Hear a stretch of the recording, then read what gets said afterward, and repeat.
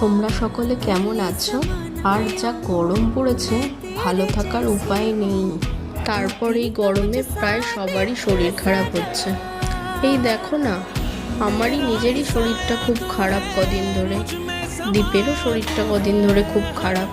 দুজনেই কিন্তু খুব যাই হোক, জানো তো আজকে একটু তাড়াতাড়ি অফিস থেকে বাড়ি ফিরে গেছি, ওই 6টা নাগাদ। বাড়ি ফিরেই আগে ফ্রেশ হয়ে সন্ধেটা দিয়ে নিলাম। এরপর রাতে ডিনারে কি করব সেটাই ভাবছিলাম। জানো তো, আমার মনে হয় প্রত্যেক বাড়ির মেয়েদের জন্যই এটা একটা প্রতিদিনের গভীর চিন্তা।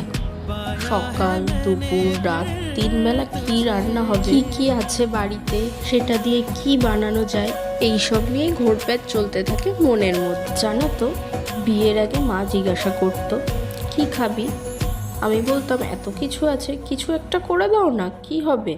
তখন কিন্তু বুঝতে পারিনি ওই কিছু একটা বানানোর পিছনেও কতটা ভাবনা থাকে, কতটা পরিশ্রম লুকিয়ে থাকে প্রত্যেক বাড়ির মায়েদের। আজ যখন প্রত্যেক দিন নিজেকে ভাবতে হচ্ছে আজ রাতে কি খাবার বানাবো, সকালে কি বানাবো, তখন কিন্তু প্রত্যেকটা মুহূর্তে মায়ের কথা খুব মনে পড়ে। যাই হোক, দীপও চলে এসেছে বাড়িতে, এবার রান্নাঘরে যাওয়ার পালা।